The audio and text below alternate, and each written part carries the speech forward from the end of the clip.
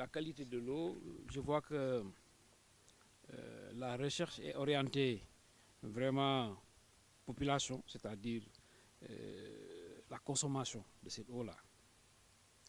Alors que nous, aujourd'hui, nous avons un problème, par exemple, au niveau de nos jardins polyvalents. Nous arrosons avec l'eau, cette eau qu'on dit vraiment plus ou moins pérenne, l'eau des forages, bien qu'elle elle va tarir si toutefois nous ne mettons pas quelques garde-fous. Nous arrosons avec cette eau. Est-ce que, parce qu'aujourd'hui nous avons vu que dans nos jardins polyvalents, en fait, la production n'est pas ce qu'elle aurait dû être. Des fois, nous disons peut-être que c'est le pH de l'eau. Il y en a qui le disent. De sorte que nous, on serait intéressés par vraiment la qualité de cette eau avec laquelle nous arrosons. Est-ce que cette eau est bonne vraiment pour arroser les plants que nous avons? Parce que ici à Ouidou, celui qui s'occupe du jardin polyvalent nous a dit qu'il a planté, il a planté des pommes de terre semées, comme on aurait dit, mais il n'a eu que des grenailles. Peut-être que c'est le sol, peut-être c'est l'eau. Donc, nous, effectivement, cette thématique eau et sol est importante dans ce que nous faisons dans la zone. L'eau et les sols sont d'une importance capitale dans vraiment la réussite des activités que nous menons. Donc, il est important pour nous de connaître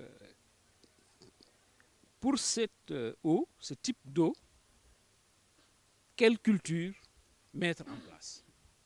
Qu'est-ce qu'il faudrait? Est-ce que les espèces que nous mettons sont bonnes?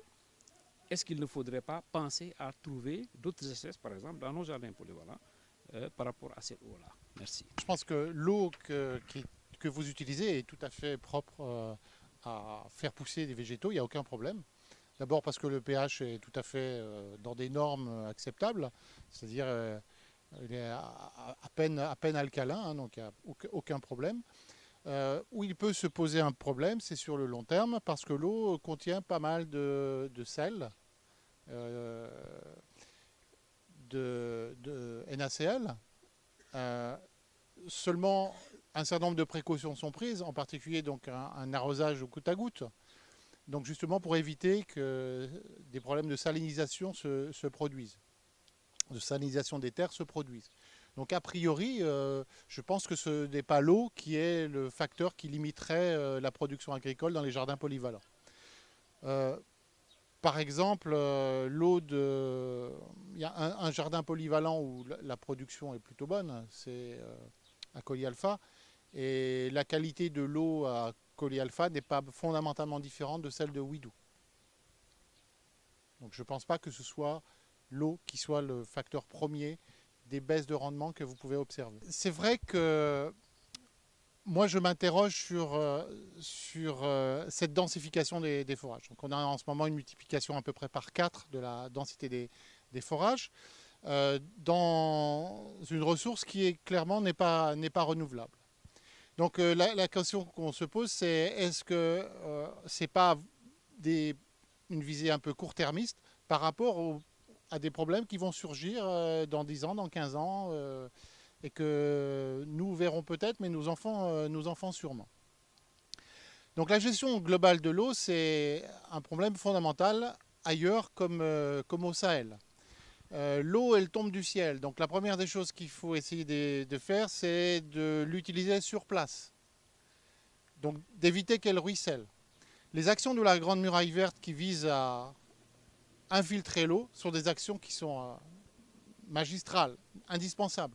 Quand par exemple vous faites des sillons dans les deux sens en croisant, eh bien, très clairement, vous allez très fortement augmenter la capacité des sols à infiltrer l'eau. C'est ce qu'on va appeler l'eau verte, hein. Et donc à éviter que cette eau elle ne soit pas utilisée à l'endroit où elles tombent. Donc ça, ce sont des actions qui sont fondamentales. Après, il est clair qu'aujourd'hui, toute la société, dans le Ferlo, enfin en tout cas dans une partie du Ferlo, dans le Ferlo sableux, elle est structurée autour des forages équidistants de 30 km. Quand on regarde où sont localisés les campements ils sont localisés plutôt dans les zones de mares, où il y a un grand nombre de mares proches, et on comprend bien pourquoi par rapport à la question de l'eau d'hivernage. Et puis ils sont localisés à peu près à 15 km de Ouidou, de Tessékéré par exemple. Pour une raison très simple, c'est que quand la ressource vient à manquer à un forage parce qu'il est en panne, eh bien, on n'a que 15 km à faire dans l'autre sens pour aller à l'autre forage. Donc aujourd'hui, ce schéma est en train de complètement changer, puisque l'eau va être disponible tous les 7,5 km. Donc on peut se poser la question de où seront les campements d'ici quelques années. Peut-être qu'il y aura des nouveaux campements qui se seront mis à 7,5 km et non plus 15 du forage. Donc ça va changer complètement la société. Voilà. Et puis voilà, j'aurais encore plein de choses à dire, mais on en parlera tous les deux.